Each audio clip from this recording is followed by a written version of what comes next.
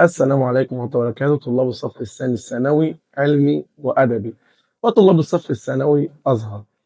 النهارده هناخد آخر درس عندنا في التفاضل والتكامل ألا وهو التكامل. قبل ما أبدأ، التكامل هو عكس التفاضل. حلو. قال لك يا باشمهندس يعني إيه كلمة تكامل؟ تعرف تفهم بس التفاضل كده بسرعة؟ فاكر لما كنت بقول لك د س بتساوي ألف، كنت بتشتقها بتقول ده شرطة س بتساوي ثابت، يبقى شقتها بصفر. حلو. ده كده عندك د س بتساوي، ده القانون الاولاني. القانون التاني د س بتساوي س والسينو. كنت بتعمل ايه؟ كنت بتنزل اس المشتقه بتاعتها، بنزل اس واطرح منه واحد. مثال كده سريعا، لو جيت قلت لك د س، مثال د س بتساوي س اس 3 زائد 5 س زائد 2. كنت بتشتقها ازاي؟ كنت تقول ده شرطه س، ده شرطه س بتساوي، نزل اس واطرح منه واحد، يبقى تبقى 2 زائد، هنا واحد في 5 ب5 كده مع السلامه. هنا 2 اللي هو الثابت، والشق الثابت بكام؟ بصفر. قال لك التكامل عكس التفاضل. بمعنى لو جيت قلت لك انا عايز اكامل، خد بالك، تكامل هو تكامل مشتقه بترجعها للداله نفسها.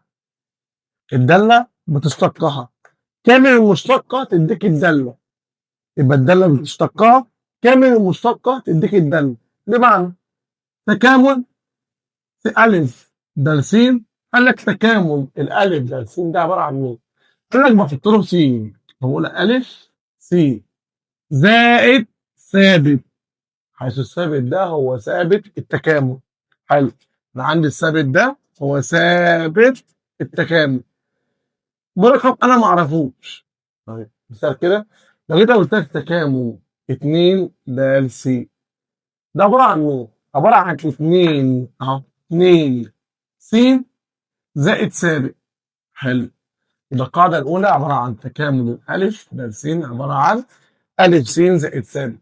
القاعدة الثانية، لو جيت قلت لك تكامل س والسينو د س، الأستاذ لما كان عندك س والسينو متشققة بتنزل أس تطرح منه واحد. قال لك في التكامل لا، قال لك أنا هنا بزود على الأس واحد أهو، زود على الأس واحد. طب وبعدين اقسم على الأس الجديد. لا، بزود على الأس واحد بقسم على الأس الجديد. فلك عبارة عن س أس ن زائد واحد على ن زائد واحد زائد سالب. يبقى التكامل س أس ن، زود على الأس واحد واقسم على الأس الجديد. زي مين يا باشمهندس؟ تكامل س تربيع أو 3 س تربيع زائد 5 س زائد 3. كل ده د س. تعمل ايه هنا؟ قال لك زود على الأس واحد، الأس هنا 2 هتبقى س، يبقى 3 س أس 3، واقسم على الأس الجديد، سواء الأس الجديد اللي هي 3 يبقى على 3 زائد 5 س اهي، دي أس واحد، لما ازود على الواحد واحد يبقى أس 2، واقسم على الاثنين عندك زائد 3. الأستاذ ده ثابت وأنا عارف أنت كام أستاذ بحط له س، س زائد ثابت. تعالى أعرفك إن التكامل عكس التفاضل. طب هتعرفني إزاي؟ قال لك بص يا باشمهندس، شفت الداله ده اللي س بتساوي س تربيع زائد 5 س زائد 3 مثلا، اشتقها كده، اشتقها. حاضر. فتقول المشتقه ده شرطه س بتساوي، نزل اس 2 مطرح منه واحد يبقى س اس واحد زائد، هنا واحد في 5 ب5. طيب كده اشتقين. تعالى كملها. هتيجي تقول لي تكامل 2 س زائد 5 د س، كامل المشتقه لازم تديك اللي فوق. تعالى واحده واحده.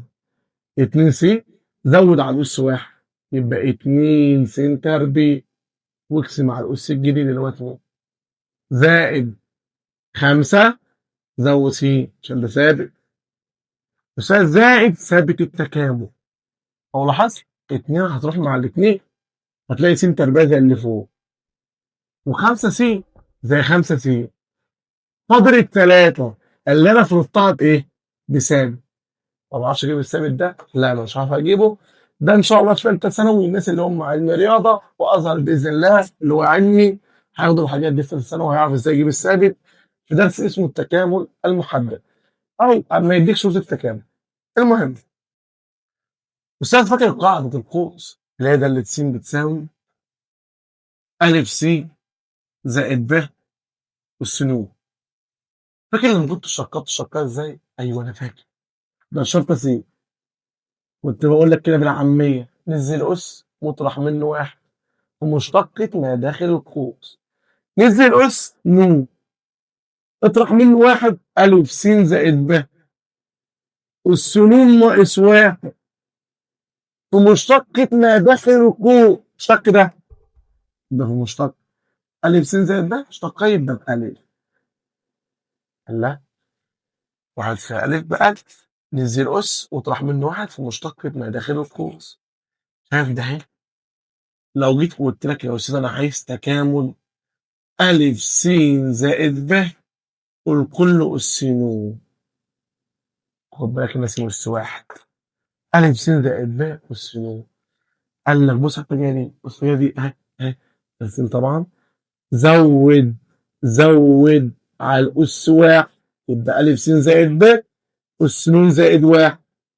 زود على الأس واحد واقسم على الأس الجديد اللي احنا قايلين واقسم على الأس الجديد يبقى ن زائد واحد. في مين بقى؟ في مين؟ في مشتقة ما داخل القوس. أنا كنت بضربها في هنا كنت بضربها فوق أهي، أما هنا بضربها تحت في ألف. مثال كده لو جيت قلت لك تكامل مثال دي آخد مثال ده أحطه هنا. تكامل 2 س زائد 3 أس 5 ده س زود على الأس واحد يبقى 2 س زائد 3 2 س زائد 3 أس 6 واقسم على الأس الجديد يبقى على الستة. في مشتقة ما داخل القوس لا 2 2 س دي ب2 دي بصفر. يبقى أنا عندي قاعدة التكامل زي ما اتفقنا عند القاعدة لحد الآن. أول حاجة مشتقة تعالى نقارن بين المشتقة والتكامل. عندي دالة س بتساوي أ مشتقة الألف بصفر أي ثابت زي دالة س بتساوي 2 يبقى مشتقة الاتنين تطلع بكام؟ بصفر. دالة س بتساوي س أس ن مشتقتها نزل أس واطرح منه واحد. هنا دالة س بتساوي أ س زائد ب أس ن نزل أس واطرح منه واحد مشتقة ما داخل القوس. في التكامل العكس أنا بزود مش بنقص. تكامل أ د س ده عبارة عن أ س زائد م ثابت. ثابت دايما ثابتة معاك في كل مسألة اللي هو ثابت مين؟ التكامل. دي تكامل الاثنين أحط لها س يبقى 2 س زائد ثابت. عندي تكامل س أس ن ده عبارة عن س أس ن زائد واحد على ن زائد واحد. ازود على أس واحد واقسم على الأس الجديد. هنا 5 تبقى 6 واقسم على 6 وهكذا. آخر حاجة تكامل القوس أس ن زود على القوس ده أس واحد واقسم على الأس الجديد في مشتقة ما داخل القوس بس حطها في المقام. أكنك بتقسم على من عناصر. مشكلة عندك. السبورة التانية هنحطها كلها أسئلة إن شاء الله. السبورة التانية معانا كل ده أمثلة مع بعض. أوجد تكامل كل مما يلي س تربيع زائد 2 س ده س. زود على الأس واحد واقسم على الأس الجديد ما تخافش. س تربيع زود عليها واحد 2 تربيع من دي طلع واحد تبقى س أس 3 اقسم على 3 زائد هنا 2 س زود على السين واحد يبقى 2 س أس 2 واقسم على الاتنين زائد مين؟ زائد ثابت. الأولى ما تختصرش اللي هي ثلث س تكعيب. 2 هتروح مع الاتنين يبقى لك س تربيع يبقى بناتج س تكعيب على 3 زائد س زائد الثابت. هتلاقي في الاختيار بالمنظر ده لو عندك. اللي بعده 2 س زائد 3 دالة س نفس الفكرة. زود على الأس واحد واقسم على الأس الجديد يبقى ادي 2 س. هنا واحد لما ازود واحد يبقى س أس 2 واقسم على الاتنين اللي هي الأس دي زائد قلت لك الثابت حط له س يبقى 3 س زائد ثابت. حلو. أستاذ الاتنين هتروح مع الاتنين، يتبقى لك س تربيع زائد 3 س زائد مين؟ زائد السالب. شكرا. الجزء اللي بعده، أنا كان عندي في المشتقات حاصل ضرب دالتين، في التكامل قال لك لا، ما عندكش حاجة اسمها حاصل ضرب دالتين نهائي، لازم تفك القوسين دول، وزع. فتيجي تقول لي ده تكامل، س في س بس تربيع، س في واحد بس بس بالسالب، سالب 5 في س بسالب 5 س، سالب 5 في سالب 1 بموجب 5، كل ده دالة س. فعندك جزء يتجمع اللي هو عبارة عن تكامل س تربيع سالب س وسالب 5 س بسالب 6 س زائد 5، كل ده دال س. زود على الأس 1 واقسم على الأس الجديد، يبقى س أس 3 على ال3 ناقص 6 س أس كام بقى؟ أس 2 على ال2 زائد 5 س زائد مين؟ زائد السالب. ممكن تختصرها عادي خالص، على الاثنين فيها الواحد على الاثنين فيها الثلاثة، تحط المسألة، يبقى الناتج س تكعيب على 3 ناقص 3 س تربيع زائد 5 س زائد سالب. يبقى تاني أول حاجة ما عنديش حاجة اسمها تكامل حاصل ضرب دالتين، لازم الأول تفك س في س بس تربيع، س في هو سالب 1 بسالب س، سالب 5 في س بسالب 5 س، سالب 5 في سالب 1 بموجب 5. زود على الأس 1 واقسم على الأس الجديد بعد التجميع طبعا، سالب س وسالب 5 س بسالب 6 س، يبقى س تكعيب على 3 ناقص 6 س أس 2 على 2 زائد 5 س زائد السالب. تعال الجزء اللي بعده، ما عنديش برضه حاجة للقسمة. لو لاحظت المفروض دي تحلل، حلها ازاي؟ فاكر في تانية إعدادي لما كنت بتاخد مجموع والفرق المكعبين؟ أيوه، كنت بتحللها قوس صغير وقوس كبير، صح؟ يلا بينا. يبقى أنا عارف التكامل، هنا قوس صغير وقوس كبير، س تكعيب جذرها بس زائد 1، مربع الأول مربع الثاني أول في ثاني بتغيير الإشارة، حلو.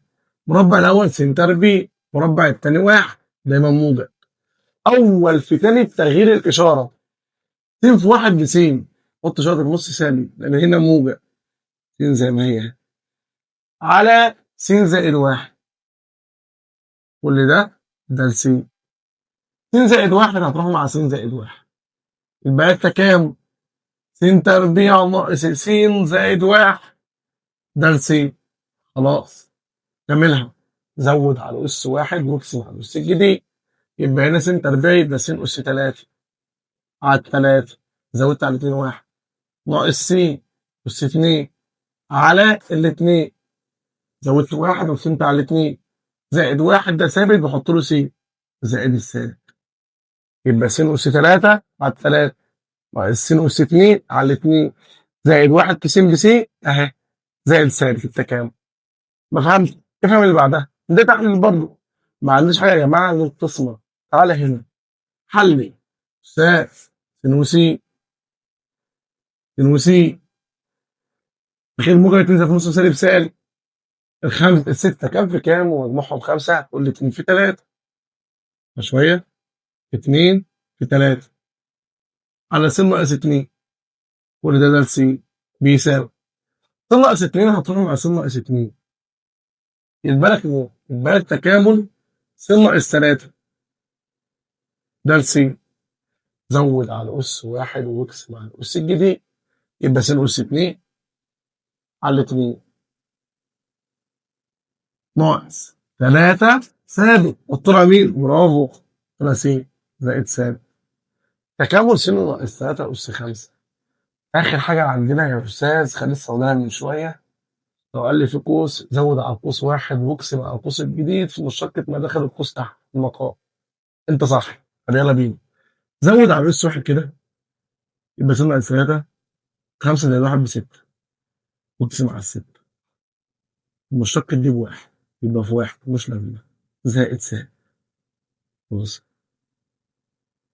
مفيش حاجة تاني كده، زود على أس 1 ب6 اقسم على الأس الجديد ب6 اقسم على ال6، مشتق دي بواحد ملهاش لازمة، اضرب في 1 6 في 1 ب6 يبقى عندي ملهاش لازمة.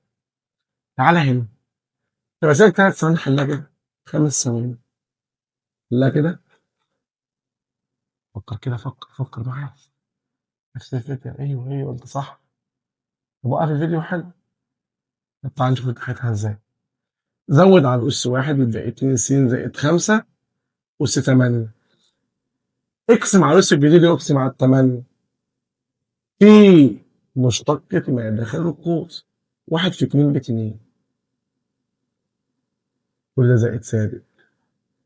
ممكن تشيل دول كلها تبقى 2 س زائد 5 أس 8 على 2 في 8 بكام؟ ب 16 زائد ثابت، صح برضه. هي نفسها على ضرب 2 في 8 ب 16.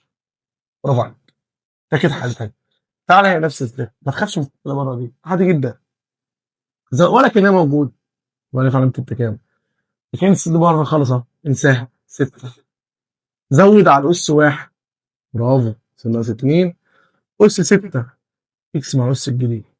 مين الأس الجديد يا باشمهندس؟ اللي هو الست، يبقى على الست زائد ثابت. في مشتقة ما داخل القوس، 1 في 1 بواحد، مش لازم. 6 في 1 ب6 هتروح مع مين؟ مع الستة.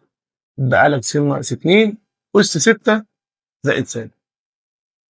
تكامل 2 س تربيع زائد 3 س على س ده س.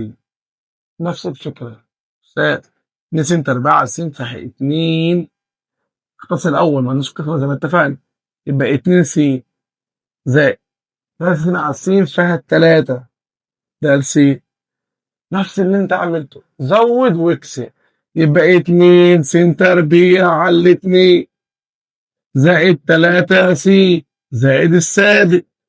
برافو. 2 هتروح مع مين؟ مع الاتنين.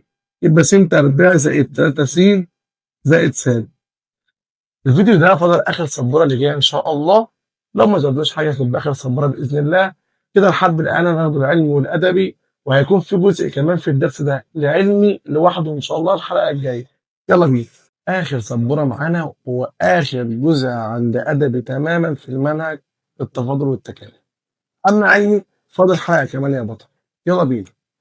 مشتقة القوس، لو عندي اخر قاعدتين عندي، لو عندي قوس السنون ومشتقته بره، ده بيطبق بقى على جوه قوس س تربيع وس تكامل والحاجات دي. لو القوس السنون ومشتقته بره، قال لك بتعمل ايه؟ قال لك ادام المشتقه بره خلاص، زود على القوس واحد يبقى قوس اهو، وقوس والسنون زائد واحد، واقسم على الأس الجديد زائد ثابت. حلو. يبقى لو لقيت مشتقة اللي جوه القوس بره، زود على نص واحد واقسم على الأس الجديد على طول من غير ما تعمل حاجة تانية. طيب. القاعدة الأخيرة، لو عندك جذر تربيع. أنا فاكر في الاشتقاق لما كان عندي جذر، كنت بقول إيه؟ مشتقة ما تحت الجذر أو مشتقة الدالة على اتنين نفس الجذر. حلو. لو عندي جذر الدالة تحت ومشتقته فوق، قال لك عبارة عن اتنين جذر الدالة زائد ثابت. باخد اللي تحت احطه زي ما هو واضربه في 2 بره. لما تيجي نشوف الامثله كده، اول مثال معانا على القاعده الاولى، س في س تربيع زائد 5 وكل اس 4. اول حاجه لو دي س كنا نعمله القاعده السبوره اللي فاتت، لسه حلال من شويه، لكن عباره عن الف س زائد ب اس ن. بزود واكسب على النص الجديد ومشتقة من داخل القوس. حلو. طب هنا س تربيع ما تنفعش. قال لك هنشتق اللي جوه القوس ده، لو جبت الشقها هتلاقيها ب 2 س. هلاحظ اللي بره اللي هي مشتقة القوس بره س بس، ما تنفعش، استنى. قال لك انا عايز 2 س وهنا س، قال لك انا هضربها في 2. بس يا استاذ كده غيرت الدل. ما انا هقول لك هعمل ايه دلوقتي. هقسم على الاثنين دي بره. هل انت كده عملت حاجه؟ هتقول لي لا، لان هنا 2 وهنا نص. نص في 2 بواحد، نرجع للداله الاصلى، يبقى ما تنفعش. يبقى يا استاذ كده خلاص مظبوطه. نص في 2 خلاص بواحد، الداله زي ما هي. طب لو كنت 6 ونص هتلاقي 2 س. طب في الاساس ده س، لا ما تنفعش. يبقى لازم تضرب في نص بره. خلاص اصبحت اللي جوه مشتقتها بره. هنا س تربيزه ب5، هنا 2 س. خلصت. زود على الاس واحد النص بره اهو. زود على الاس واحد س تربيع زائد 5 اس 5، واقسم على الاس الجديد زائد ثابت. اضرب الاثنين في 5 دي مش هتسيبها كده طبعا. يبقى س تربيع زائد 5 أس 5. 2 في 5 بكام؟ برافو، ب10 زائد ثابت. يبقى تاني الشقيق دي لقيتها ب2 س، بس هنا س بس، يبقى عايزة 2. حط لها 2 واضرب برا في كام؟ بنص. زود خلاص دي مشقتها اهي، س تربيع زائد 5 مشقتها 2 س. زود على أس 1 واقسم على الأس الجديد. س تربيع زائد 5 كل أس 5 واقسم على ال5 بتاعها نص. و5 تحت، 2 في 5 بكام؟ ب10. ثم خلاص الفايل اللي بعدها 2 س في س تربيع زائد 3، بدل ما توزع وتلف حوالين نفسك لا، شايف ده؟ زود على الأس 1 واقسم على الأس الجديد على طول. طب ليه يا أستاذ؟ الشق دي كده بقى ب2 س، هتلاحظ بره كام؟ 2 س. لو القوس مشتقته بره زود على الأس 1 واقسم على الأس الجديد. يلا يبقى س تربيع زائد 3. أستاذ مفيش أس، هنا 1 1 1 2 واقسم على الاتنين زائد ثابت. شكرا، وصلت لحد كده. طب وزعت يا باشمهندس وبعدين كملت صح برضه، بس كده أفضل عشان الأقواس الكبيرة. تعال بص المسألة دي كده، تلاقي س تربيع زائد 2 على جذر س تكعيب زائد 2 س زائد 5 ده اللي س. أستاذ كده، طب تعال نلاحظ حاجة، الشق اللي تحت شوفه فوق ولا لأ؟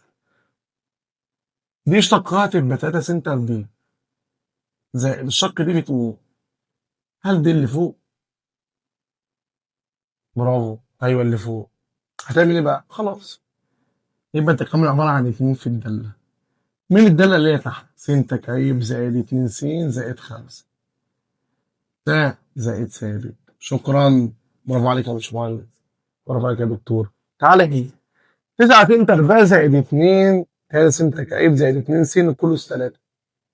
لو لاحظت الشق دي شوف هو ده ولا لا، اوعى تضرب وتفك، ما عندكش حاجه اسمها فك القوس التكعيبي. طب ان شاء الله في ثالثه ثانوي ولسه، لا استنى، اوعى تقول لي هفك او هوزع، ما تنفعش. اشتق كده 3 ب 9 س اس 2 زائد 2 س 2 1 في 2 ب 2. لاحظ كده هي ولا مش هي؟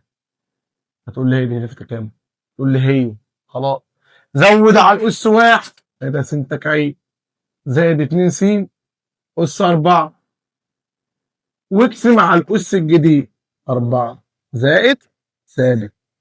برافو، زود على اس 1 واقسم على الاس الجديد. شق تحت 2 س تربيع ناقص 5 س 5 س 2 س تربيع زائد 5 س الشق كده تقول له 4 س زائد 5 اللي في ده س. 4 س زائد 5 حلو، هي اللي فوق ايوه، يبقى 2 الجذر الداله، الداله اللي هي 2 س تربيع زائد 5 س زائد ثابت. ادي الداله. وناخد اخر سؤالين معانا. س س زائد 1 وكل اس 5 ده س. سهل السؤال ده، هو يعتبر رخم شويه، محتاج منك شويه تركيز، بس ان شاء الله هنخلوه ايه سهلين جدا. انت عارف وذاكرين اللي احنا بنخلي كل حاجه باذن الله سهله. شق س زائد 1 كده هتلاقيها مشتقتها بواحد. لا ما بتطبقش على القاعده ليه؟ لان اللي بره س لو ملاحظ. طب هنا اعمل فيها ايه؟ قال لك هنا في حاله شاذه خالص، قال لك انا بحلها بحاجه اسمها الاضافه والحذف. يعني ايه كلمه الاضافه والحذف؟ والله انا هكون قوس زاويه تاني. طب اكونه ازاي؟ قال لك هنا س زائد 1 انا هخلي هنا في س زائد 1. هتعمل ايه؟ يبقى الحل اول حاجه التكامل س زائد 1 ونقص منها 1. يبقى انا هزود 1 ونقص 1 في مين؟ في س زائد 1 الكل اس 5. استاذ انت كده عملت ايه؟ ولا حاجه، انا زودت ونقصت. ما هي 1 ناقص 1 مع بعض الباقي السين زي ما هي. اهم حاجه لما تيجي تزود او تنقص ما تغيرش حاجه في المساله. طيب بعد كده وزع س زائد 1 دي على القوس.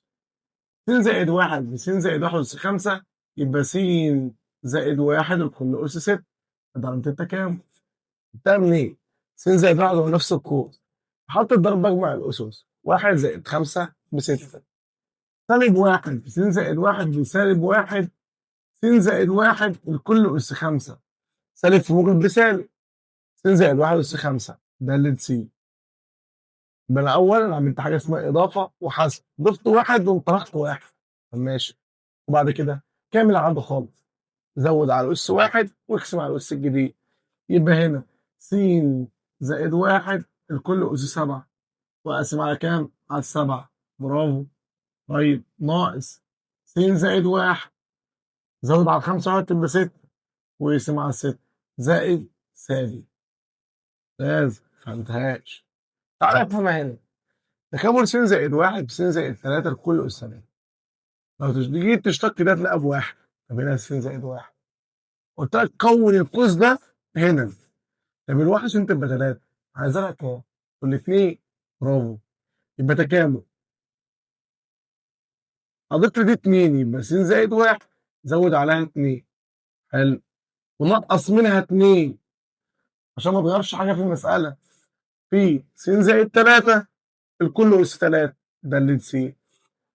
يبقى كده زودت 2 ونقصت 2. لو طيرت ده هتروح مع دي خلاص حاجات زي ما حصلت. واحد و2 ب3 بتكامل س زائد 3 ناقص 2 في س زائد 3 الكل أس 3 ده اللي س. اما تيجي تضرب خد بالك الأس هنا أس واحد. اما اجي اضرب واحد زائد 3 ب4 حاطط ضربك مع الأسس يبقى تكامل س زائد 3 الكل أس 4 سالب 2 في دي بسالب 2 في س زائد 3 الكل أس 3 ده اللي س. خلاص خلصت. زود على الأس واحد واكسر الأس الجديد. تاني ضربت في دي في دي هنا 1 3 4 سالب 2 في دي سالب 2 س زائد 3 أس 3. زود على الأس واحد يبقى س زائد 3 أس 5 واقسم على كام؟ برافو على الخمسة. ناقص 2 س زائد 3 أس 4 واقسم على كام؟ على 4 زائد سالب. ممكن تقسم ده على الاثنين فعل واحد على الاثنين فعل اثنين وكده مسألتك تعتبر خلص. ده آخر حصة معانا وتعتبر كده الأدبي تماما انتهى. بالنسبة للعلم فاضل حصة كمان إن شاء الله الحصة الجاية والحلقة الجاية هكمل لك التكامل جزء كمان للعلمي اللي هو في الدوال المثلثية الجا والجتا والظاهر الحاجات دي كلها. إن شاء الله الحصة الجاية أو الحلقة الجاية بإذن الله هعمل لك حلقة حلوة جدا وبسيطة جدا وهتفهمها بسهولة. أهم حاجة لو عجبك الشرح اعمل اشتراك في القناة. السبورة الجاية آخر سبورة معانا هي سبورة الواجب بإذن الله. لازم تطبق النهاردة أول ما تسمع الحصة دي طبق على القصة. لازم تحل الأسئلة اللي هحطها لك. ما تسيبش نفسك علشان تبدأ تحل أول بأول. آخر سبورة معانا اللي جاية وبعد كده أشوفكم على خير إن شاء الله. شكرا.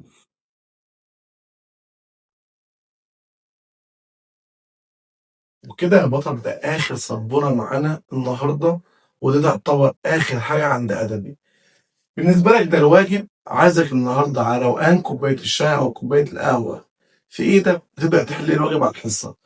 اوعى تقفل الحصة قبل ما تحل الواجب ولا كأنك سمعت حاجة. لازم تطبق على كل حاجة أنت أخدتها. هسيب لك الواجب ده على السبورة 5 ثواني ممكن تعمل لقطة شاشة تبدأ تحل فيه. وبرضه ممكن تبعتهولي على الواتس عندك أو هسيب لك رابط الانستجرام في الديسكريبشن تحت تحله وتبعته عليه. شكرا وإن شاء الله أشوفك الحلقة الجاية في تكميل الدرس العلمي. اتفضل السبورة معاك.